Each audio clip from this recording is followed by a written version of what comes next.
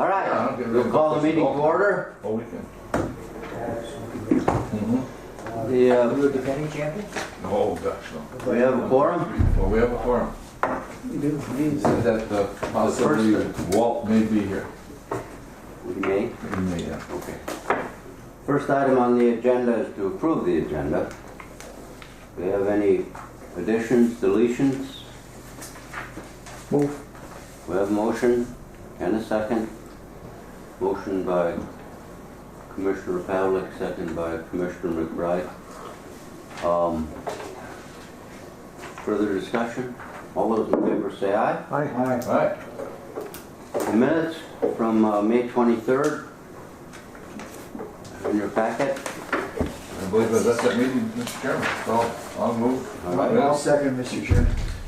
We have a motion and a second. Any addition? All those in favor say aye. Aye. Public comment period. We have two people from the public. I'll just find you later. Thank you. Treasurer's report. Treasurer McBride. Yes, sir. As discussed Welcome.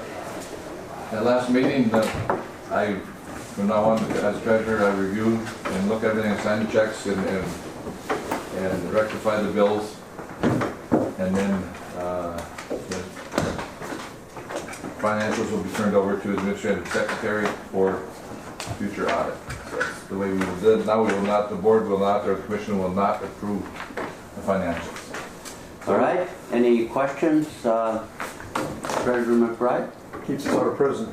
Yep. So first off, go over the testing. We did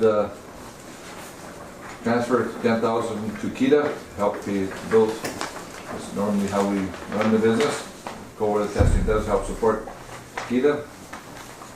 If you look on, turn it over, unpaid bills, we have unpaid bills of $12,634.62. That's cover the testing, and we have a JLR bill of $2,586.80. Let's see, anything that jumps out at us?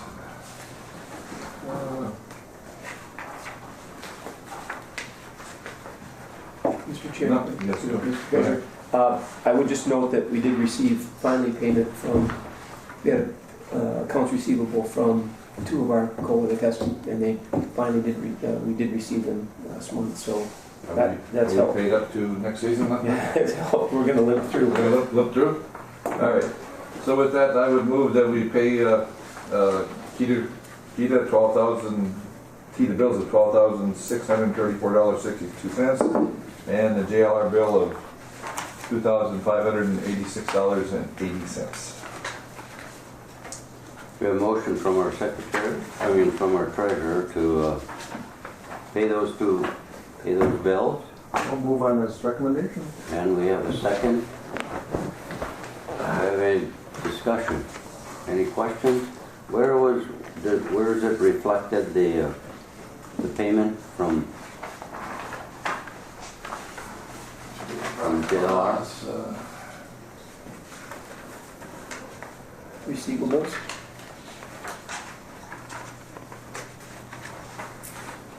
Co-other testing facility income? Is that for April we received, Paul? Correct. Is that 107,000?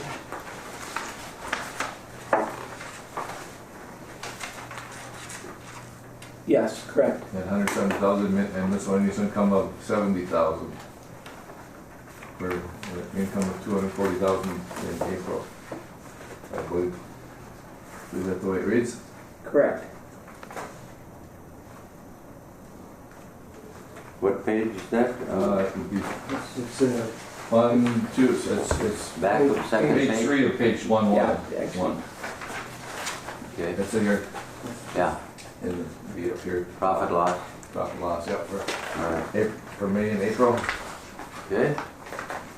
I think that would show what was. What was, yes. Okay. Okay with that? Yeah. All right. with Any Keith- other questions? Oh, no, we got to call, I guess got to call a vote, right? What? Yeah. help. We had for the, do the Keda now. Did we vote that? What? Did we vote that? No, not yet. Oh, I don't know that. No, I don't think we did. Aye. All in favor? Aye? Thank you. Now you can move on, sorry. Okay, Keda. We had one bill that came in late yesterday. Kyra had John bring it over, and if you fold over, it's $337.56. That is reimbursement to Joanne Smith. And then on the next page, the arrow goes on over to page 2, $23,375.60. Base bills unpaid for KEDA. And always, the big one is salary and benefits. Then is monthly. Nothing abnormal? Nothing abnormal. There's no strangers jumped up this month. All right. With that, I would move to pay reimbursement to Joanne Smith and the unpaid bills to Keda. Second. And we have a second.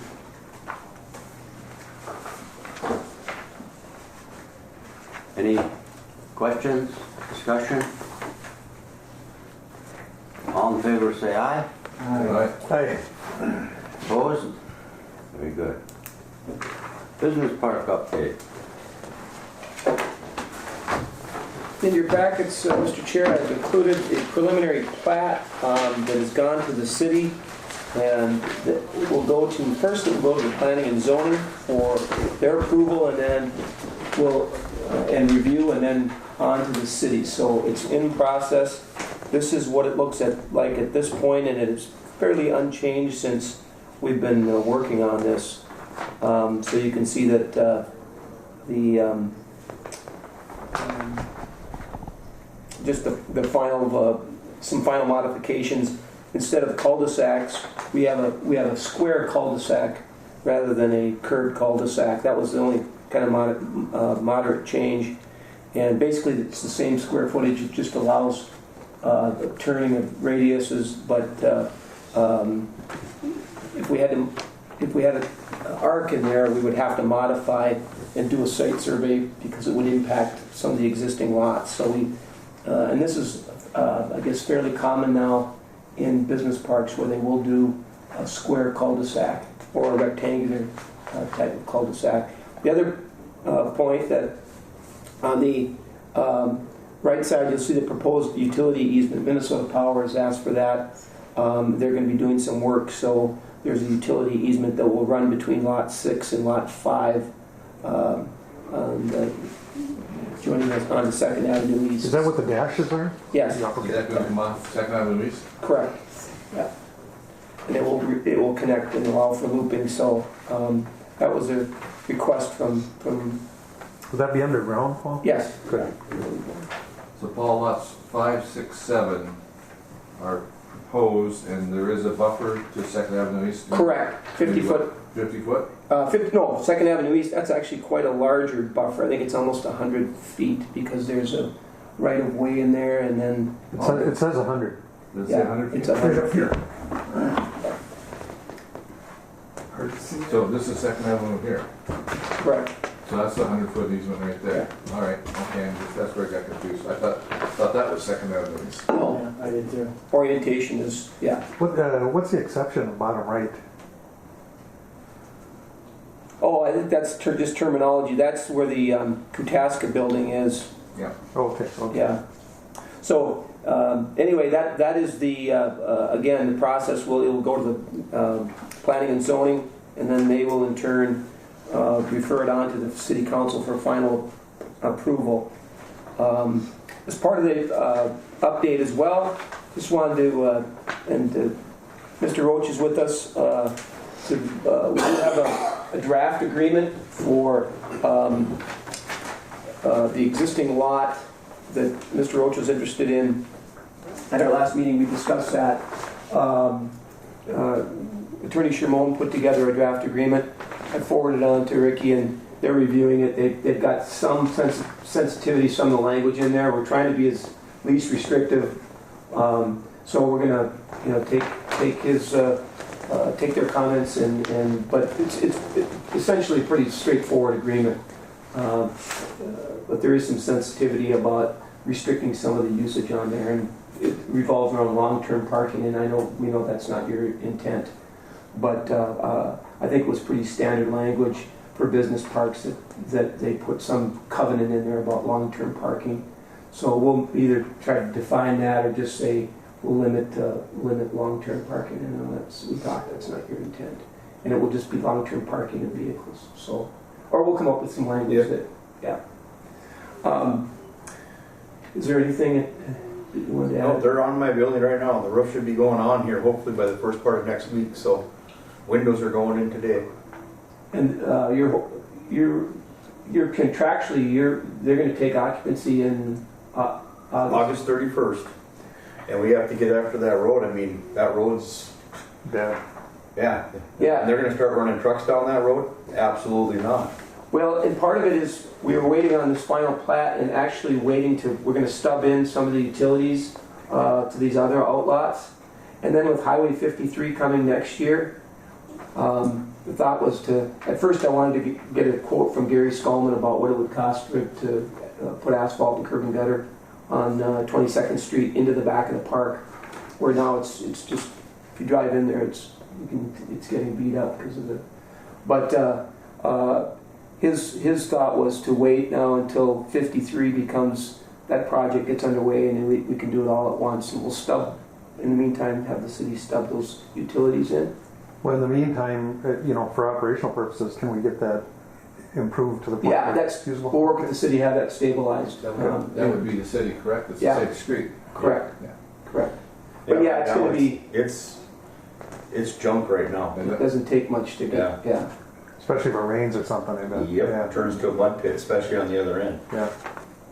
The other thing is they gave me my proposed tax purpose for that building down at the end of the road. I've never seen anybody that can give a proposed taxes on a piece of land that's got a metal frame on it. At $517,900 proposed taxes. Is that from Len? Must be. Yep, How many square feet is the building? 9,600. Yeah. That is astronomically the most retarded thing I've ever seen in my life. Off a metal frame, they can propose my taxes what it's going to be. Yeah, because it's more than square footage involved in those appraisals, so I agree with you. Yeah, see, that would be for proposed. So I mean, that's why we that don't would have be no payable in economic- 2020, and your building's not going to be completed. So there would have to be some Adjustment. adjustment or. Well, there's going to have to be a lot of adjustment. I mean, that's why we have no economic, when the city throws people's taxes like that there and the building's not done yet. I took a picture the day I got that proposal of what I have there and how they can propose that rate of taxes off a metal frame with dirt is just unbelievable. It's proposed, so it's not paid yet. Yeah, I know. It's not charged. I'll be doing the same thing Menards did. I'll be taking them to court. That's retarded. I mean, if a person's going to have $325,000 into a building and they come up with $517,900 as proposed, We have ways, Rick, to alleviate that. well, we're going to have to alleviate that. I mean, I just couldn't believe it when I seen the proposed. I'm like, off a metal frame and dirt work. And then I started thinking, and people want to come in here and build in the business park, but when they see even a proposed thing like that there for what a tax rate would be on a building like that, So that's the proposed valuation that they're putting on it? Did they have a tax? What was the tax statement with that? no, it's right here in my pocket. It would just be valuation, should not have. A tax, A just- tax would. A proposed valuation. Estimated market value is what they brought it up Yeah. as. So, Is that the yellow one? yep, Yellow sheet? from Len Peterson.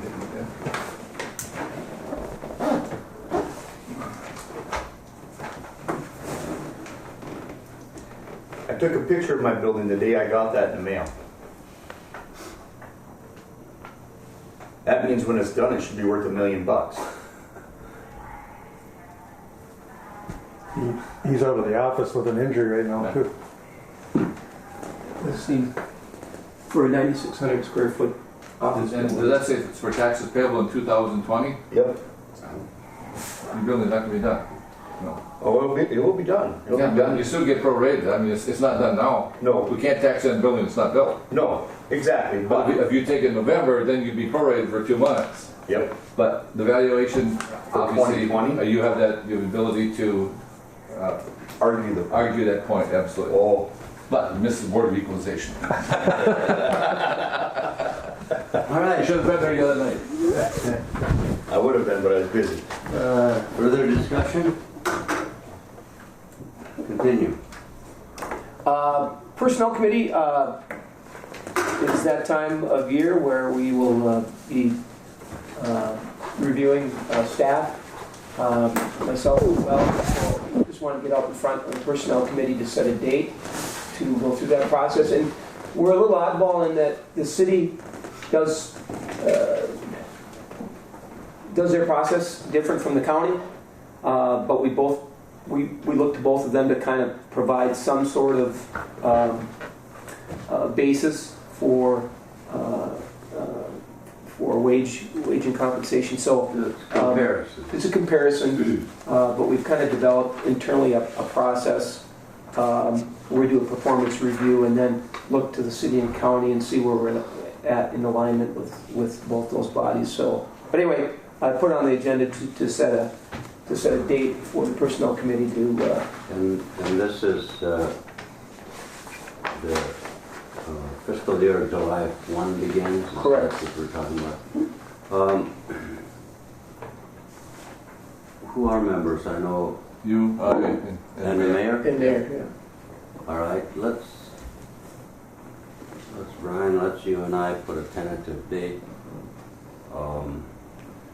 July 10th?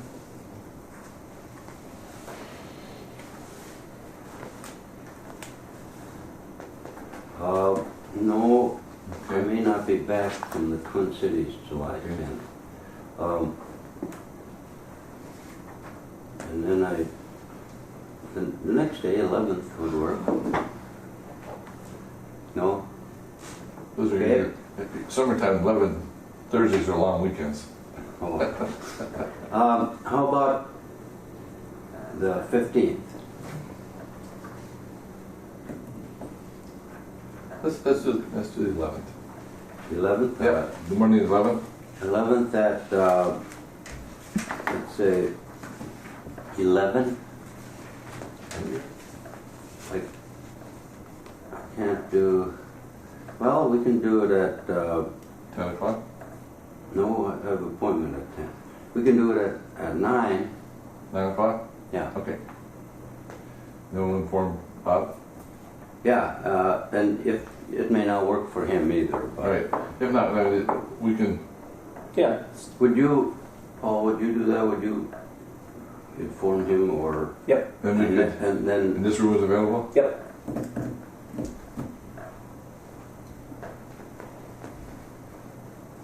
Will do.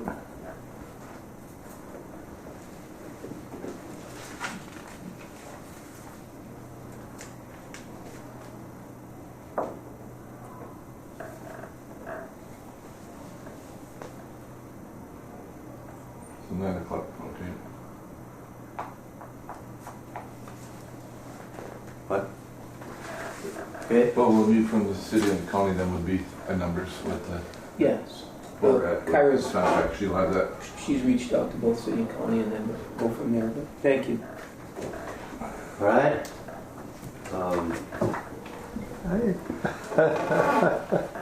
Who's who? No, they're touring the building a little. The next item is the airport contract. Mr. Chair, yeah, board, we also contract Kyra's services to the airport for administrative services. And that's a contractual annual agreement, so the airport approved. And so it's just a formal to have Alan sign as part of Keda to provide that services as outlined. So, So, yeah, so it's just an announcement. correct. We're continuing. And we're continuing, and I think Brian and Wade Wade can attest that Kyra's done an outstanding job in that role. Great. Yep. So, Further discussion? Continue with, oh, go ahead. Good. Continue with the director's report then. Go ahead. yeah, okay. There's a lot going on. It's not necessarily reflected in the director's report. There's some things that are happening that are a little preliminary, but did just touch on a few things that are kind of ongoing, and that's one of them is the technology initiative, and members of the Cooch Technology Initiative Steering Committee met yesterday with Bill Coleman. Bill Coleman, as you know, is kind of the broadband guru for the state, and also involved in the Blandon Broadband Community Initiative, and so he was up, kind of review what projects have been approved by our group, and we talked about some of those projects, and a big push for this group is to try to survey 5 areas within the county that are currently underserved, including the Lake, Pellin Junction area, out by Birchdale, Ray, and even parts of Cab. And the importance of that is if we can get a survey to the providers to say that a certain percentage of those households would be interested in paying for broadband services, then the providers would take that into consideration, and if it hits a certain threshold, they can say, it makes sense for us to go in there. So you have to have good survey data.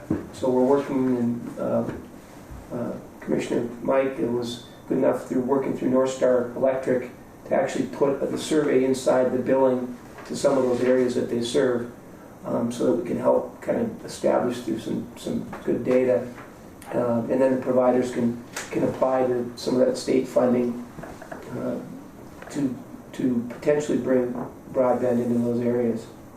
So we're hoping to get to help that process along, and as you recall, the state did allocate additional funds for the border-to-border program to help those providers bring services into those underserved or where population density becomes difficult. So anyway, I think we're making progress on both fronts, especially on that front, but we'll see what the data brings back. We had scheduled an opportunity zones informational session yesterday with CPA Phil Schmidt from Clifton Larson Allen at the chamber, and Tricia from the chamber just wasn't comfortable enough with the response she was getting in terms of turnout, so we're rescheduling it. And this is a big deal, and for the county and for the city of International Falls to actually have one of these zones, and the potential opportunities to get investment into these opportunity zones is critical. So we really want to bring more attention to it, maybe have a newspaper story, just because, again, I think there are people within our community that have the potential to invest in one of these opportunity zones. It's a real attractive. I talked to Phil Schmidt yesterday, and he was saying that this is an incredible investment opportunity for the savvy investor, and it really could spur. He's seeing it elsewhere within the state investment. So I'm hoping that if the board members are available on the date, and I think we've got it set for the 25th in the morning. July 25th? July 25th, yeah. Will you send out an email on that? Yes, yeah. It was still tentative. We put the 25th, but that's our hope, is to have it. So I just want to get as many folks there as we possibly can, in hopes of getting some investment. COA, the testing, I continue to work with an individual from outside the area that's planning on developing a test facility in the county. He's hoping to be operational this season. That's going to be it's going to be challenging, but he has acquired property, and we're helping, playing a role in any way we can to help put that together. But there's obviously a lot of details. Cold weather oriented, or? Correct. Yeah. And just a couple of miscellaneous items. We sent our latest e-newsletter out this week for distribution for next week.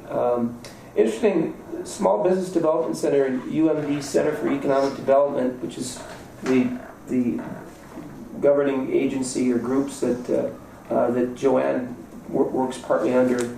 We're notified that they're going to, the SBDC, the University of Minnesota is the state agency that the Fed money through the Small Business Development Center comes into, and then they partner on setting up these centers throughout the state. They're looking to revamp that relationship and maybe potentially have another group rather than the University of Minnesota play that role. So that's currently being explored. We're told that it will not substantially change the relationship with the counselors. So we're kind of waiting and seeing. I'm not sure really what prompted the change, but it's been I don't know how long they've had that relationship, but it's been lengthy. Yes, for as long as I can remember. Yeah. So again, I don't think it's going to substantially alter the services that the centers provided Joanne as well. A couple of other quick items. Representative Stauber is going to be in North Home this Monday, July 1st, 10:30 at the North Home Community Building. I think invites are going out, but is the county board going to be in attendance? Okay. Yeah, talking with the city yesterday, they were a little unclear. I think most of them are going to be. I don't know if they really said, Bob didn't say if he was attending or not. I know the city got an invite to it. You got an invite. Yeah, so we have. As far as I know, they're going to invite all sorts of different kinds of entities. North Star Electric will be there. North Itasca Electric will be there. So they're trying to cover a pretty wide range. Right, and they asked ahead of time to, anything you wanted to discuss, to send down your talking points or talking point, because it's going to be, Itasca is going to be there. Yeah. Big work, and so we quite a few people. And one last thing, and I bring this up just because it relates to everything from DEED, data about employment within the state in different regions, because it does. We've been talking about housing and about the lack of some workforce housing potentially, or we've heard stories that people just can't, find the right type of housing, and that affects the ability to draw employees. But the projections from DEED indicate that the state of Minnesota is projected to grow about 5.9% in total employment by 2026. So they're looking out long term here. But Northeast region is only expected to see a total employment growth of 1.1%. It's the slowest in the state outside, I think, Southwest. So, and what's interesting is like Northwest Minnesota, they're projecting 4.2%. So some of the regions are seeing increases in employment opportunities, and Northeast is lagging behind in a whole host of reasons why. But I'm always intrigued by data and where they're projecting things to be. So Anything on highway? And that's for the whole region. Coochin County has typically lag behind that. right. In fact, sometimes it's a minus. Right. But basically, that's the Arrowhead region Yeah. from Right. St. Louis County. But the Northwest probably includes Bemidji, Yep.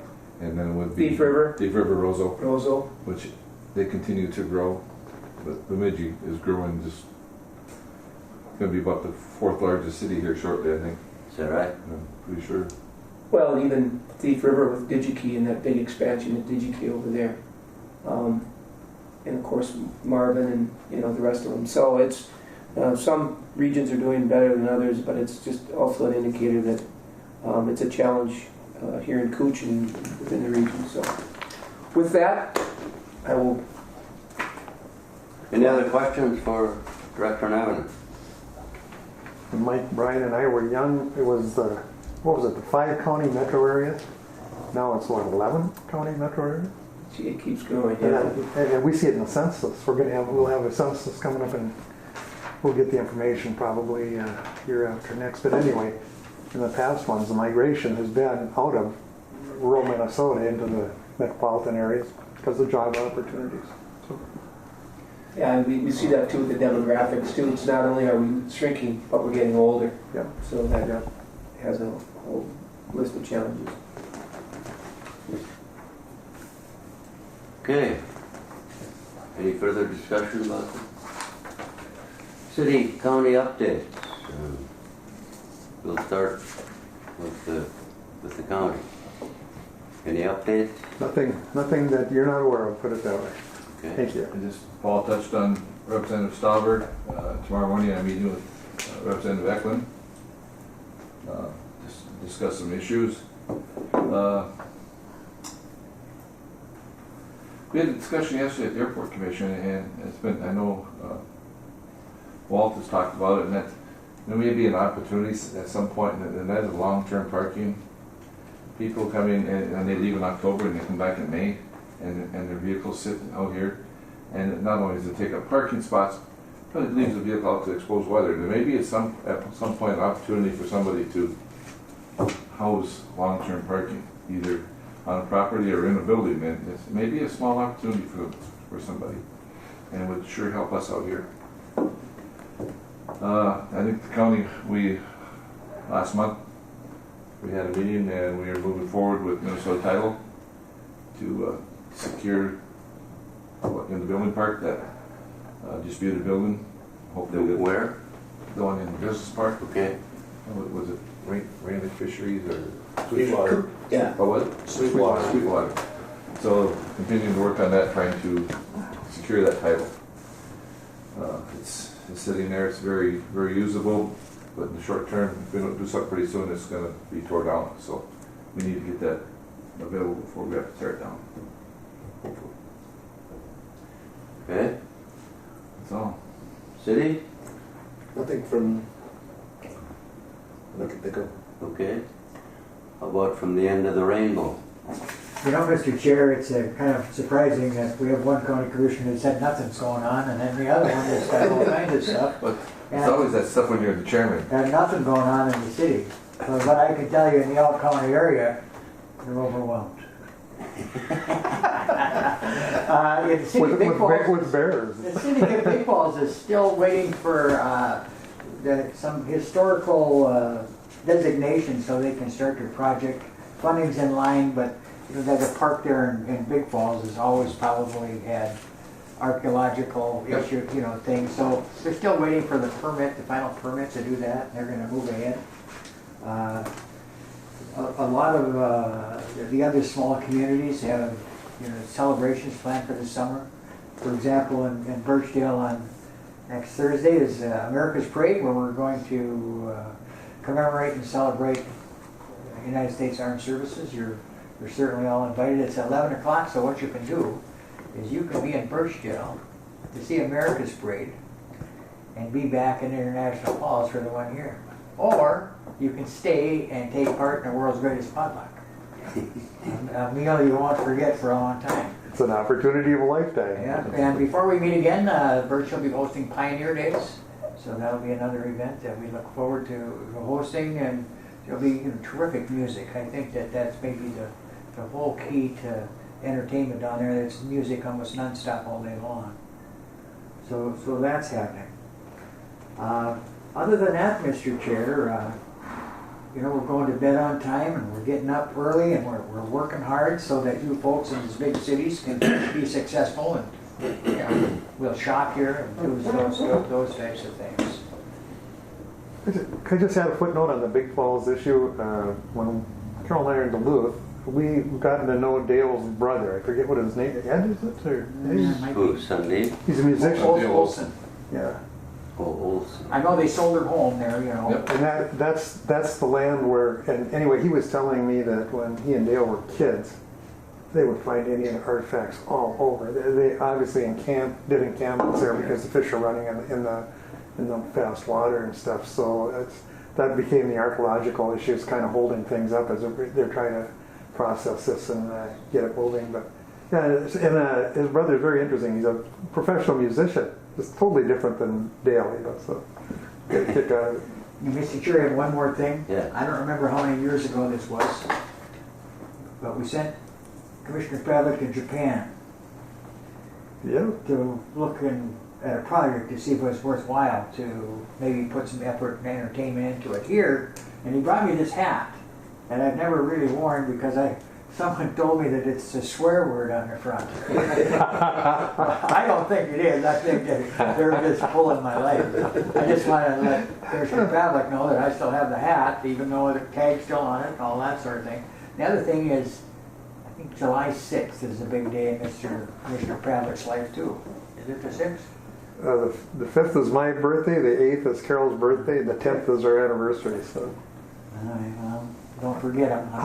That's many years ago. I can't believe you hung on to that. Well, I was scared to wear it. You know what it said? I think maybe they lied to me when they told me that, but I thought, well, you know, I hate to be insensitive. One more, if I could just, it got me thinking when you mentioned Big Falls and the process you have to go through with artifacts and it's, that whole. Yesterday at the Airport Commission, as part of the runway rebuild, you know, there's a lot of money being spent on that multi-year effort. But there's a line item in there for $160,000 for wetlands mitigation. And I asked the engineers, I said, well, you know, how much, what kind of impacts are we talking, how many acres? And he said like 4.2824 acres. So that's like 35 grand an acre. $35,000 an acre. Yep. On the airport itself, like it's going to impact, is amazing. And so it's just another, you know, challenge that we have up here.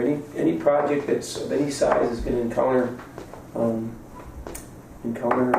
wetlands. It's 20 grand when Lepper and I were in the airport commission many years ago, and we were having a fit over that in the city. You know, in fact, that's that picture in the county boardroom. That was the big issue. I get a load of this. We're telling Brian and I as they're doing excavation out here. Guess what they hit? Bedrock. Yeah. Who would ever dream that? Yeah. So it rises and goes On the down. north end of the runway, they've had bedrock now. Just below the surface. And it's wetland. So you just never know. And finally, Mr. Chair, I and Paul have been contacted about the potential to grow hemp in our county. Evidently, according to the Emo Agricultural Station, we are in a perfect spot to do it. And as you know, in 2015, the state of Minnesota legalized hemp production. So it's just something we're looking at. Big Falls would really, and in your area, would really be happy people. Big Falls being the home of the rainbow people. If you have that much hemp of This is good hemp. Now, I just want you to know that I got a new email address yesterday, and it is End of the Rainbow. End of the Rainbow. That's very apropos. Well, hemp production has just exploded in the last couple of years, and even in St. Louis County, I think they had a couple of years ago they had 1. Now they've got like 9. Yeah. There's just an article in the paper, so we're doing some initial research and. It's still really in its infancy. But they test it. Well, sure, and the only reason there's been failure, Mr. Chair, is because there's been some unscrupulous seed dealers. And some of the new folks that got involved had trust. And after they grew their crop and it was tested by the state of Minnesota, the THC content was higher than what the law said. So That's a bad thing? There's some pork. It's a different market. They got to sell it in Colorado. You know, when you make face creams with a high content of THC, you just kind of float through your day. You know? Yeah, You ever use that stuff? Yeah. that's the I've same. done it. It works. I swear it works. They would The absolutely. CBD. CBD. Well, and we're looking into it, and there are some people that own property and have some capital that are seriously considering In the it. Birchdale area? Potentially, yeah. Okay, that's fine, that's good. Yeah. All right, we'll get on with the Alternative crop. public comment period. Any further comments? Next meeting.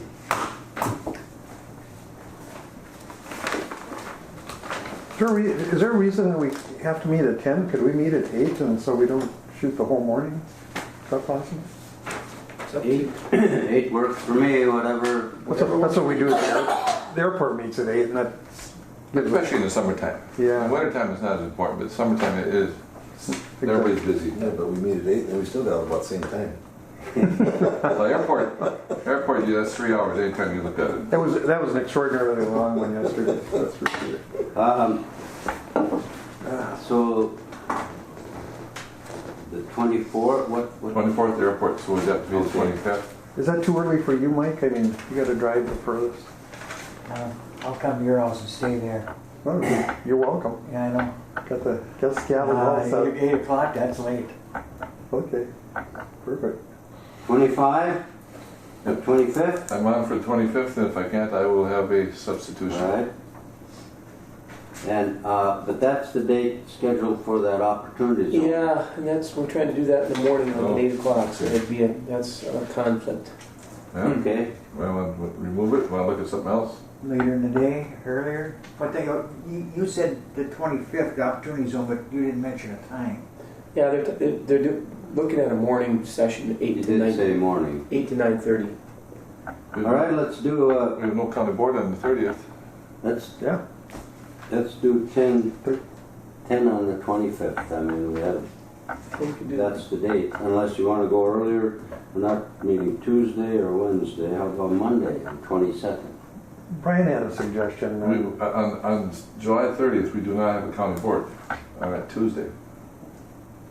I will be out of town Be July out of town. 30th. Okay. All right, well, 10 o'clock. 22nd? 10 o'clock to 25th. Just do it. And then, Can't make it, can't make it. thank you all. All right. Is that a wrap? That's a wrap. Thank you very much. The meeting's adjourned.